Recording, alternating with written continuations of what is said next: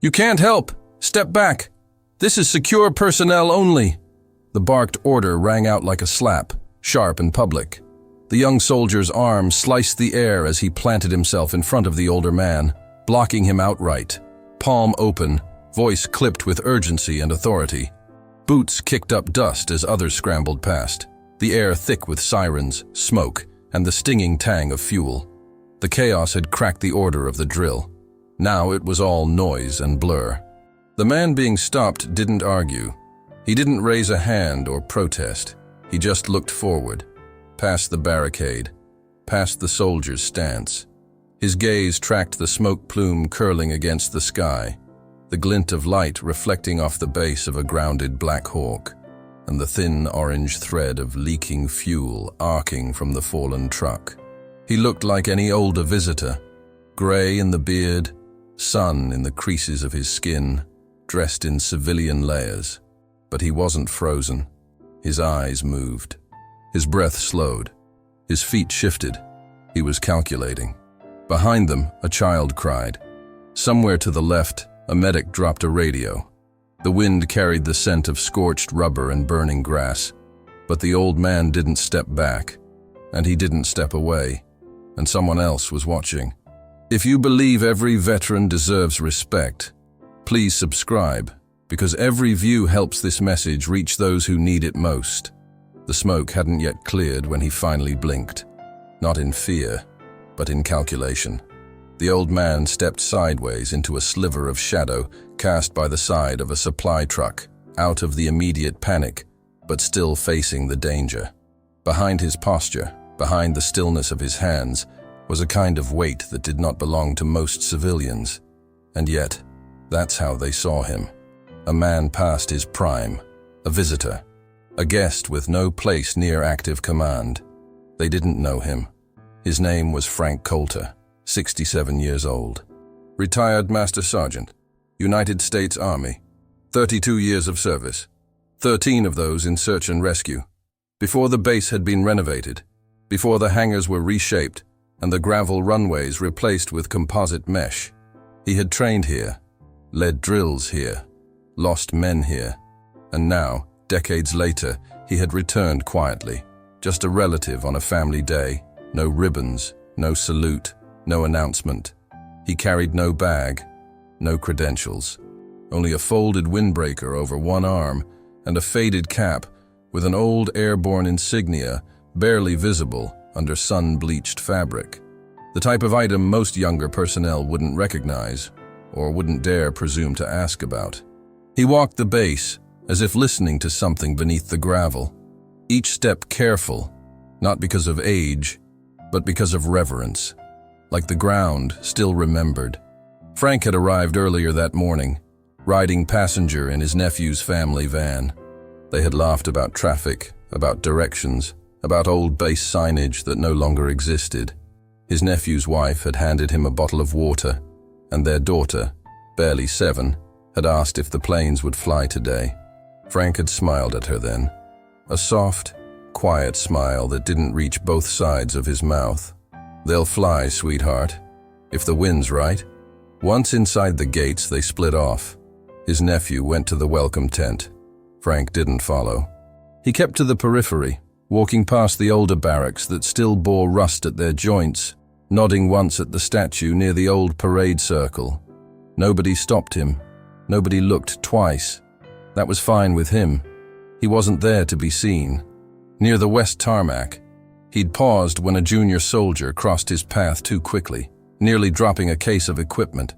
Frank instinctively stepped aside, but his eyes followed the soldier's boot placement. Heel turned slightly in, knees too stiff. The young man never noticed. A moment later, another pair passed by, laughing loud about a coffee order. "Watch out, or we'll get reassigned to grandpa duty," one joked. Frank didn't look at them. He wasn't bothered. Not by the noise, not by the age jokes. He'd heard versions of it before. He carried it like old gravel in a boot, just part of the terrain. What caught his attention were the details, the off-angle of a cable spool near the fueling station, the unsupervised folding ladder leaning against the outer wall of a hangar, the way one of the reserve medics was pacing too quickly, mouth moving but radio silent. The base was dressed in order, but tension leaked from its seams. That made him nervous. Frank stopped at a viewing platform where families gathered. Eyes turned skyward in anticipation of the next helicopter demonstration. Children leaned on aluminum rails. Mothers balanced snacks and phones. A civilian guide passed out laminated maps, his voice echoing too quickly with memorized trivia. And over here we have what's known as the the UH Black Hawk, the Army's main transport vehicle since the late 60s. Frank's jaw ticked, barely. He didn't correct the man. He only kept walking. Near the fuel depot perimeter, a woman in a polo shirt asked a young staff sergeant how long refueling drills usually took. The sergeant chuckled without humor and waved her off. "Ma'am, if you see smoke, walk the other way. That's all you need to know." Frank stopped behind them for a moment, then moved on. Somewhere near the flight tower, an off-duty military police officer leaned into another, watching Frank's slow, deliberate path across the tarmac's edge. "You see that guy? Must be nice. Walk around all day and pretend you still matter." The second guard chuckled under his breath. Neither of them knew Frank's name. Neither of them saw how his right shoulder dipped slightly with each step, a legacy of a helicopter door frame that hadn't cleared his gear during a fast landing in 1993. Frank heard it. He always did. But he didn't stop. He simply kept walking toward the rising column of smoke, where others now pointed, confused and unsure, where radios crackled without clarity, where someone, anyone, should have been giving orders, and no one was. And still, nobody knew who he was. Not yet. Frank kept to the painted paths, his boots softly brushing faded yellow lines that once marked evacuation corridors. The sun pressed down harder now, bouncing off metal frames and distant windshields. He kept his stride measured, not out of frailty, but control. Each step the kind a man took when his joints had learned the price of rushing. Around him, movement was constant, fast, loud, disorganized in the way only surface-level discipline could be. There were rules, certainly, but little rhythm. He passed the motor pool just as a technician slammed the hood of a utility vehicle, swearing under his breath. A pair of privates loaded cones into a flatbed, one of them pausing to chug from a bottle of warm water, the other scrolling a phone with gloved fingers. Behind them, a generator unit thrummed too high, its cooling fan barely audible over the drone of idle rotors across the strip. Frank paused, squinted. The spacing on the vent intakes was off. The airflow would fail if they didn't rotate it for cross-draw. He said nothing. Further along the flight line, he spotted a set of chocks left under a support trailer, unsecured, too close to the fuel boundary line. He looked for a supervisor, saw none. His brow furrowed just slightly, the kind of detail that used to earn a barked order and a half-day write-up. Now, it passed unseen. A tour group moved past him on the right, led by a junior enlisted guide with a tablet in one hand and sunscreen still streaked across his temple. The group paused under an awning where a small speaker crackled out pre-recorded descriptions.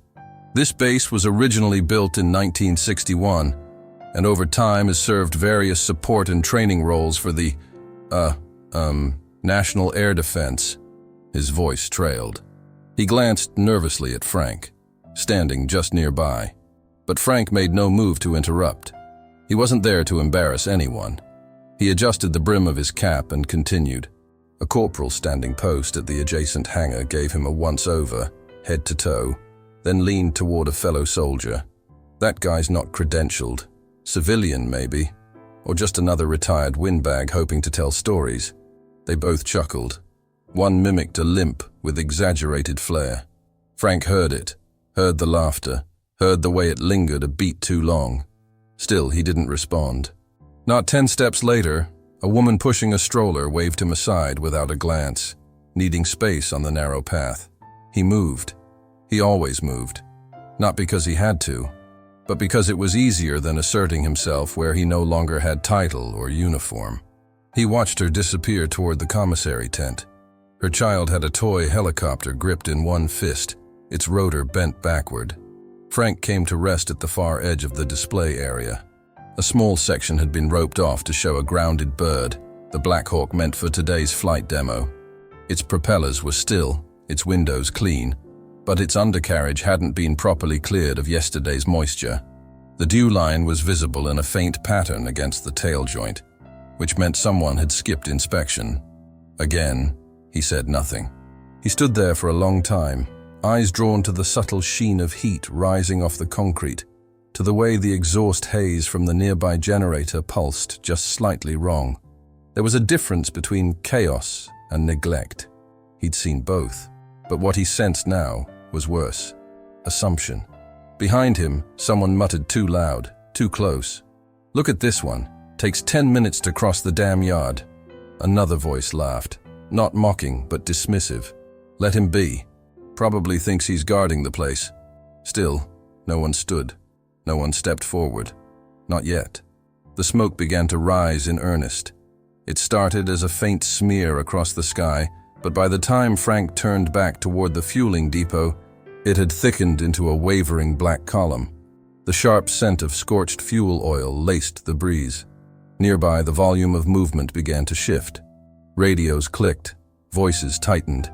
An uneasy rhythm fell over the courtyard as soldiers looked toward the eastern pad with more urgency than form. Frank picked up his pace, only slightly, enough to close the distance between him and the gathering trouble. He knew this cadence. He'd felt it in jungles, in valleys, in forward operating zones where control frayed by the inch.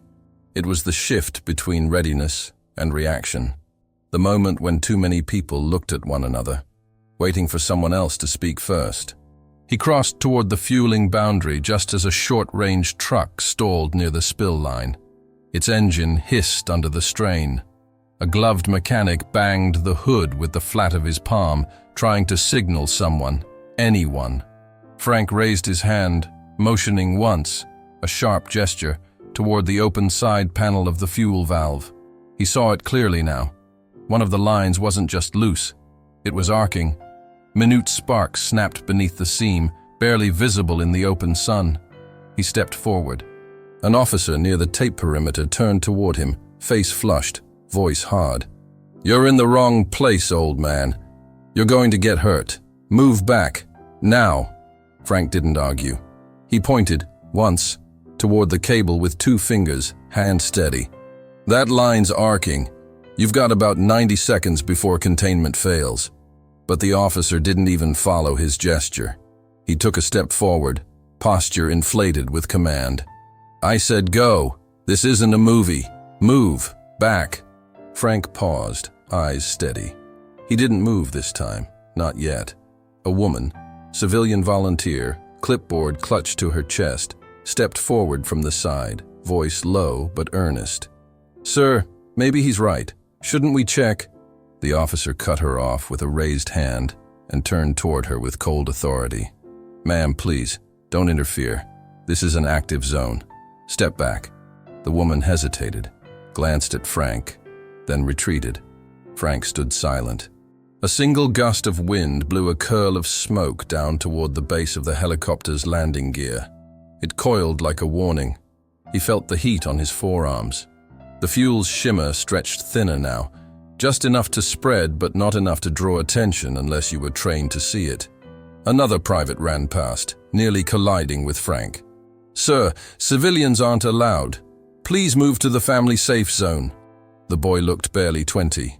No situational awareness, just panic wrapped in formality. Frank exhaled slowly through his nose, said nothing.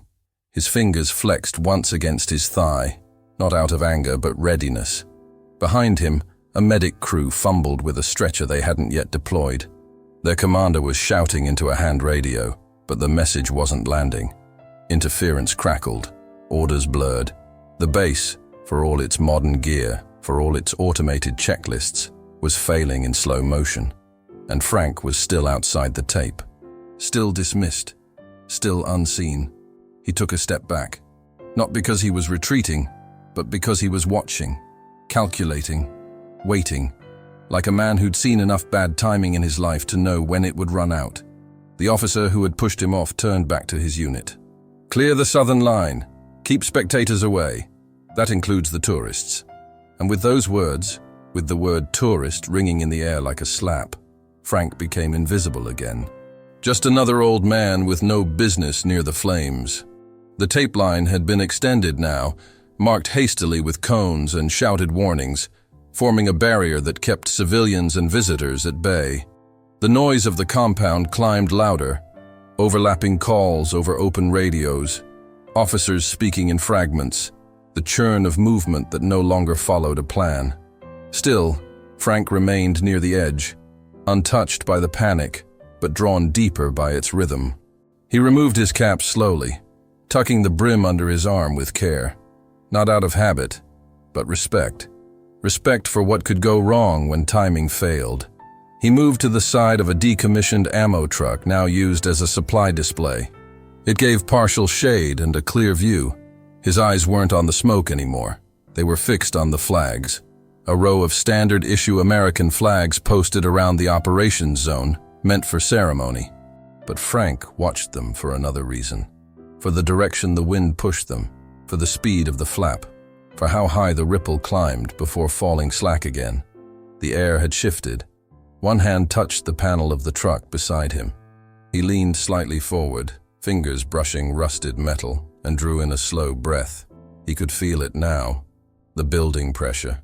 The kind that preceded a flashpoint. It was close. The wrong angle on the arc. No containment. No cover.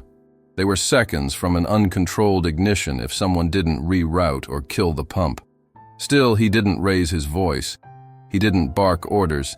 He just stood there, body squared, weight balanced, the same way he had stood 30 years ago on a forward base in Panama, rain soaking through his vest, waiting to see if the evac team would make it before the jungle swallowed the signal. Then, as now, silence had been his weapon, composure, his shield. Nearby, a little girl leaned against the railing of the viewing platform. She couldn't have been more than 7, hair pulled back in pink barrettes, clutching a small army teddy bear. Her mother had one hand on her shoulder, watching the scene nervously. The girl stared at Frank, at the way he wasn't moving like the others. Not rushing, not confused, just watching. "Mom," she whispered, her voice nearly lost in the commotion. "He looks like he's waiting for something." The mother said nothing, but her hand gripped the railing tighter. Frank flexed his fingers once, slow, like checking imaginary switches. He tilted his head toward the fueling line. Something about the pressure gauge was wrong. The dial was shivering in place. Too much strain in the system. Too little oversight. He'd seen it before. Kandahar, 2006.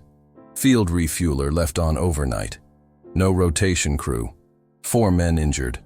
1 dead. He stepped forward again, 2 inches. No one noticed.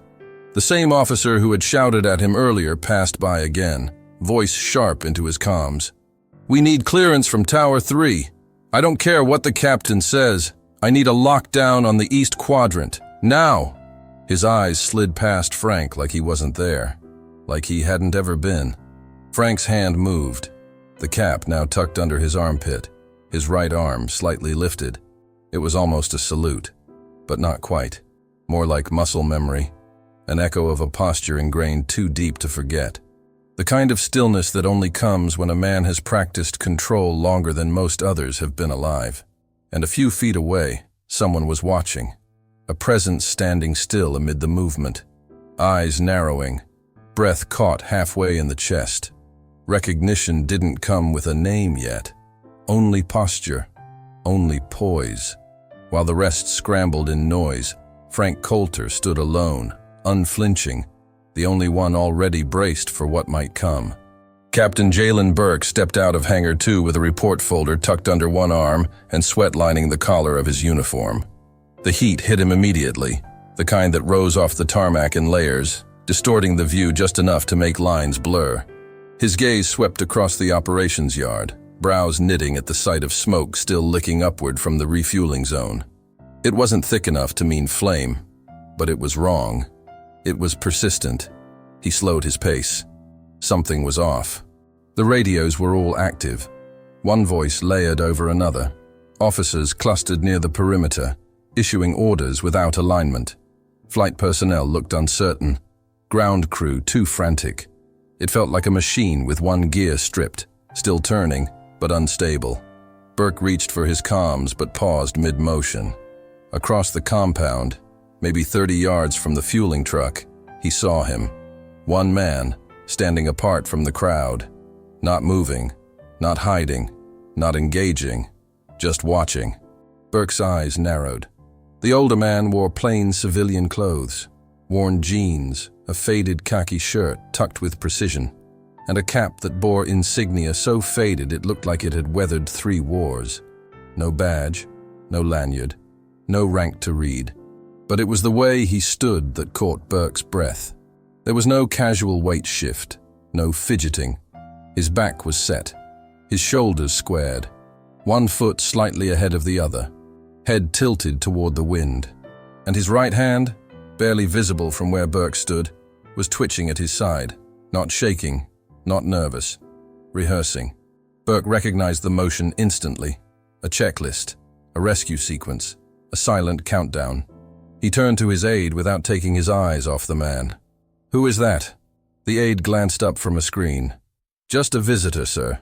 Some retiree. He came in with one of the family groups." "No," Burke said softly. "Not with that posture." The wind shifted again. The smoke moved westward, curling low to the pavement, and Frank turned slightly into it, just his shoulders and jaw, like reading the sky. Burke stepped forward a few paces, folder forgotten under his arm. His mind was already triangulating the distance from the spill line to the base of the helicopter, from the fuel arc to the exposed gear. But his focus kept drifting back to the man standing alone, not frozen, not uncertain, but grounded in something deeper than duty. Burke recognized it before he had words for it. A man who'd already played this scene, somewhere harder, somewhere louder. The captain didn't move yet, not because he wasn't ready, but because he was measuring. Frank adjusted his stance again, shoulders angling ever so slightly toward the cable line. The movement was too deliberate to be idle, too calm to be guessed. Burke leaned forward just a little, heartbeat slowing against the spike of adrenaline. His instincts were trained to respond to motion, but this stillness, was a warning louder than any shout. The aides around him remained unaware. They pointed toward the fueling crew, shouting updates, but Burke didn't look away, because something about the older man's stillness was more tactical than observational. He wasn't watching the mistake unfold. He was timing it.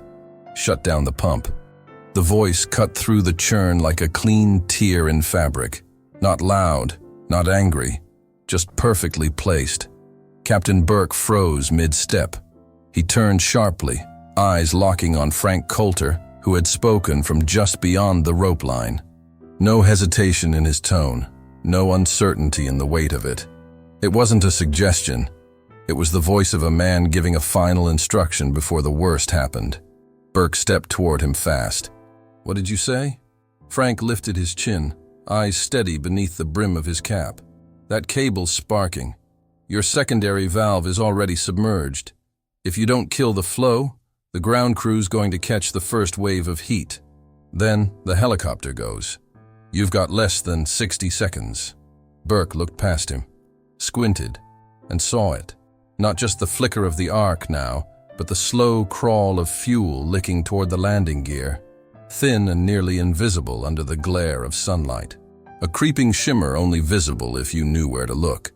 Frank had seen it immediately. Burke's hand flew to his radio. "This is Captain Burke. Cut all fuel transfer at Section 4 immediately. All crew hold. Confirm backflow valve pressure. Move." The comms sputtered back, confused acknowledgments overlapping. But the order had gone through. Somewhere behind them, the click of machinery powered down.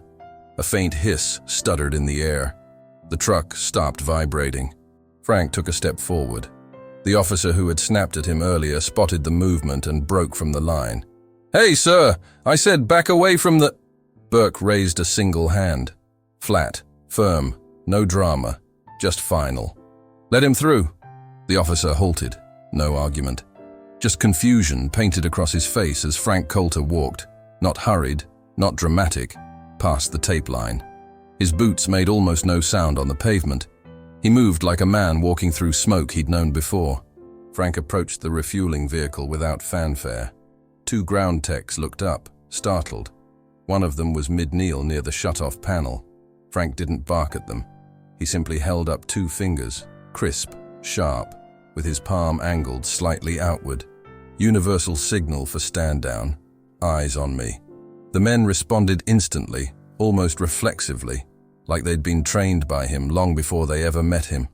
Burke stayed just behind, observing, his own breath shallow now. Frank knelt beside the open control panel.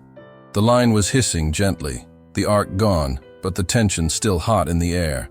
His hands moved with surgical calm, checking valves, testing the manual override. He tapped twice on the gauge housing, read it without a word. His hands weren't young anymore. The knuckles were worn and thickened by time, the tendons visible under his skin. But every motion was exact. Muscle memory. He stood, turned to the junior tech. "You've got to double up your grounding lines next time, and keep your secondary control lever capped. Open exposure on this model blows sideways." The young soldier nodded without speaking. Sweat pooled at the collar of his shirt. Frank walked back toward the rope line, dusting his hands against the side of his jeans. Burke followed. At the boundary, Frank paused. He didn't ask for anything. He didn't look back. He simply waited. Burke caught up beside him, slower now, chest tight with the realization that he had just witnessed a man take control of a crisis with the kind of collected mastery most officers never reached in uniform. He asked quietly, "What unit were you with?" Frank didn't turn, just said, calm and even. Didn't matter what it said on the patch. Only mattered who you brought home. Frank didn't wait for permission. He walked straight to the stalled refueling vehicle again, not to finish anything, not to prove a point, but to check that nothing had been missed.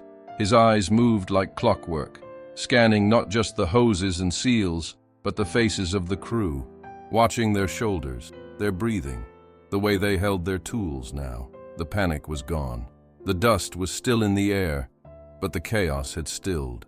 He raised one hand, not in a command, but as a signal for stillness, and pointed to a soldier standing off to the side, not more than 19. The kid had frozen during the incident, unsure where to move. Frank tilted his head slightly and made a rotating motion with 2 fingers, then pointed to the spill containment mats. The young soldier blinked once, then obeyed, quietly. No question.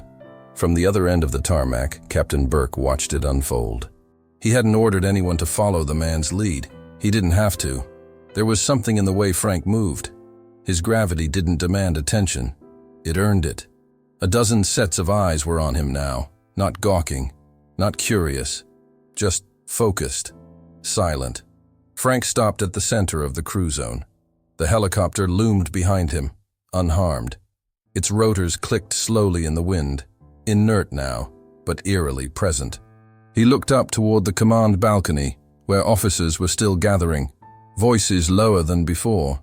Then he turned his gaze eastward, across the long span of pavement where families had been ushered away moments before. His eyes landed on the child again, the little girl with the pink barrettes, still holding her teddy bear tight to her chest. He gave her a nod. She smiled. Captain Burke approached slowly, his boots hitting the pavement with more weight than before, though not from effort. It was something else, a pressure in the air that only came when everyone in the room had realized they'd underestimated the quietest man present. He stopped a few paces behind Frank, said nothing. Frank didn't look at him. He just took a deep breath, let the wind pass over his shoulders, and said to no one in particular, "This place smells the same.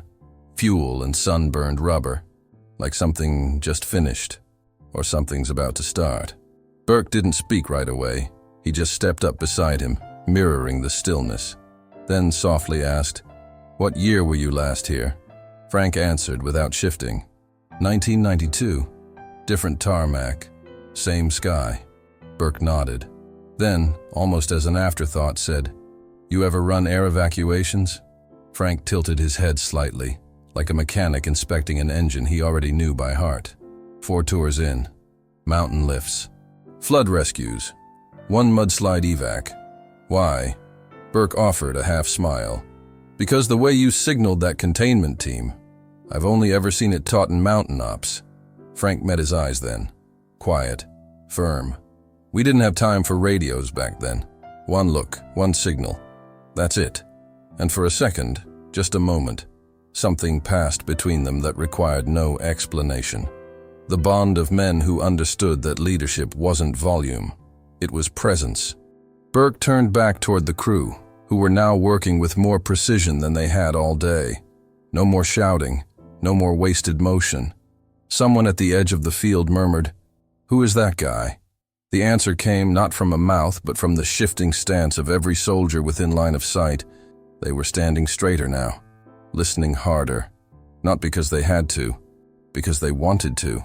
Captain Burke stood beside Frank in the settling quiet, watching the last of the spill crew double-check the containment lines. The tension had dissolved from the air, but something else lingered. Not a chill, not fear, but reverence. A shift no one had announced, but everyone could feel. He spoke without turning his head. "You ever hear of Mountain 6? Frank exhaled slowly, like air leaving a deep chamber that hadn't been opened in years. Snow heavier than God's hand. Cold so thick it cracked your mask seals. Burke nodded, eyes narrowing. We studied that op in my course. Rescue protocols. Improvised sled extraction. You were there? Frank adjusted the strap of his cap, still holding it under his arm like he was standing for inspection. Didn't write the reports, just ran the ropes. Burke's voice lowered. You're Frank Coulter, the team lead. They said you coordinated the entire pullout using nothing but weather radio and map stringing. That you redrew the evac plan mid-storm. Frank didn't respond right away.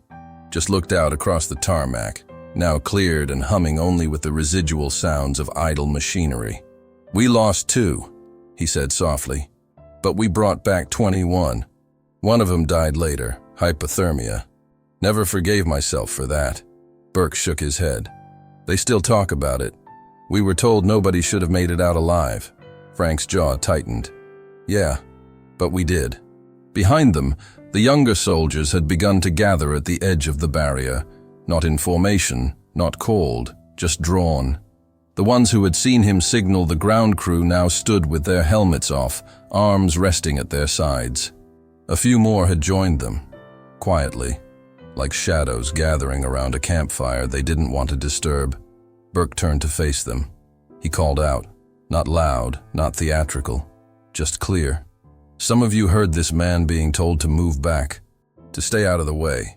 You should know. He's the reason half of our field manual even exists. Murmurs followed. One of the sergeants tilted his head. Wait, Coulter? From Avalanche Bravo? My dad told me that story. Frank didn't speak, just looked at the young man and nodded once. An older warrant officer stepped forward from the background, his voice slow. You were at the Red River drop too, weren't you? Frank's mouth twitched slightly, almost into a smile. We didn't call it that back then, just called it bad footing and worse timing. The officer gave a dry chuckle, then stepped back respectfully. The young soldier who had blocked Frank at the cordon earlier was there too, now on the outskirts of the crowd. His posture had changed. Gone was the rigid authority. Now he stood with something closer to humility.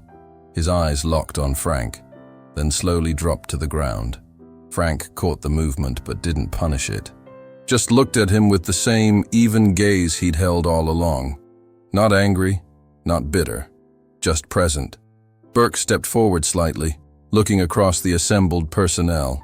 We tell stories like this in classes, in command briefings, but it's different when the man walks onto your base and warns you before your fuel line lights a chopper on fire. A pause. No one interrupted. Burke turned to Frank. Why didn't you tell anyone who you were? Frank lifted one shoulder, almost like a shrug, but his words were solid. Didn't think it mattered anymore. The moment broke with the sound of rotor blades winding down, The last of the rescue drills now fully stood down. The tarmac had gone still, except for the faint hum of command radios and the movement of soldiers reshuffling in hushed clusters. The air had changed. Not cooler, not warmer, just weightier, as if the wind had taken on the memory of something sacred. Captain Burke turned and walked toward the center of the field, his boots steady, his voice carrying, not with volume, but with clarity. "This morning," he said, "this man was treated like a visitor, like an outsider." He didn't look at Frank as he said it. He looked at the gathered soldiers, the ground crew, the officers, the junior ranks, the MPs. One by one, they met his gaze. "But what he did," Burke continued, "is what no one in this uniform should ever forget. He saw what we missed. He acted when it counted. He saved lives today, not with rank, not with protocol, but with presence." Frank remained where he stood, motionless except for the brim of his cap, which he now held loosely at his side. His eyes didn't rise. He wasn't waiting for applause. Burke looked to command staff nearby, a cluster of base officials who had begun to arrive once the emergency had cleared. He stepped forward. "Effective immediately," he said. "Any veteran attending events at this base will be issued honorary incident credentials. No forms, no red tape. If they've worn the uniform, they've earned the right to speak. If they see something, we listen." There was no cheer, no applause. Only the faint sound of a clipboard being lowered and boots shifting in the gravel. But across the crowd, heads nodded, eyes softened. It was not acceptance. It was understanding. Frank looked up at Burke for the first time, his eyes neither surprised nor smug, simply respectful. "You don't have to put my name on anything," he said softly. "Just train them better." Burke met his gaze. "We will."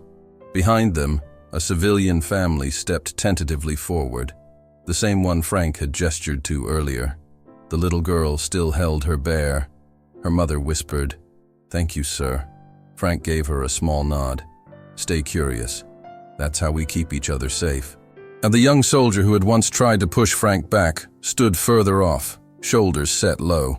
He approached, slower than the rest. His voice was low, but his words clear. "I'm sorry, sir. I was just following protocol." Frank looked at him and let the silence hold for a breath, then changed the protocol. The young man straightened, then nodded once as if receiving his first real field lesson. Far off in the distance, the base loudspeakers crackled back to life with their scheduled announcement for Family Day. Hot dogs available at the main tent. Helicopter tours resume at 1500. It felt like a different world now. But Frank wasn't done just yet. He stepped away from the center slowly, not toward the parking area, but toward the observation hill above the refueling yard, the one that overlooked the entire airfield. He walked alone, not as a veteran waiting to be honored, but as a man who had already done the job and simply wanted to see if it had been worth it. A week passed. The base returned to its routine rhythms, trucks rolling through the gate just before dawn, officers moving between hangars with clipboards and radio chatter. But something had changed. Not in signage, not in mission statements. Something subtler. Something in the way the junior soldiers looked to the edges of the field when uncertain, as if expecting someone to be watching from just out of frame. And there he was. Frank Coulter, 67, returned not with a grand re-entry, but with a nod at the gate and a folded paper in his wallet. The laminated card read, "Civilian Advisor, Emergency Observation Clearance." He didn't flash it. He didn't need to. The guard at the checkpoint had already unlatched the chain by the time Frank reached it. No salute, just mutual recognition. An understanding passed in the stillness between them. He walked the same path he had that day, past the refueling yard, past the helicopter pad, up the slope overlooking the base, where a new bench had been placed. Nothing flashy. Just slatted wood and a concrete base with a small brass plate embedded into the seat's edge. It read, "For those who still stand watch." Frank sat there without ceremony. He removed his cap, rested it on his knee. His shoulders squared slightly, not from stiffness, but from presence. His eyes scanned the airfield below, not critically, not longingly, just tracking the layout, the movement, the same way he always had. A few minutes later, 2 soldiers in fatigues approached the bench from the main lot. One was barely 20, still adjusting his belt like it didn't fit yet. The other older, but still too young to remember the Red River drop or the avalanche rescue. They stood a respectful distance back, uncertain. Frank gestured, without turning. "There's room. Sit if you've got questions." They did. The younger one opened a notepad, unsure what to ask. The other just looked down toward the pad. Frank spoke quietly. "You don't need tactics. Not here. What you need is to know when the air changes. When people stop listening to protocol and start listening to fear. That's when you stay calm. That's when you lead." They nodded, said nothing, wrote it down. The next week more came, not in crowds, just 2, maybe 3 at a time. Sometimes one would bring a sandwich and leave half on the bench. Sometimes they came just to sit. Frank never told the same story twice, and never told his own unless someone had earned it, not through rank, but through the right question. One afternoon, a girl in cadet uniform approached with a folded map and a trembling voice. "What would you do if the pump flared again? But at night?" Frank smiled, not wide, but sure. "Depends on the wind." And that was enough. Down below, the base moved on. Helicopters lifted, drills unfolded, tours circled, and flags shifted on their poles. But up on that bench, a man who had once been pushed aside had become something else entirely. The quiet voice at the edge of the field, the one they now listened for. If stories like this resonate with your heart, like and subscribe for more untold moments of honor and kindness. Let us know where you are watching from, and if this moment brought back memories you carry with you. The best way to honor their memory is to keep listening. Click on the suggested video now, and we'll walk together through another untold chapter of courage and sacrifice.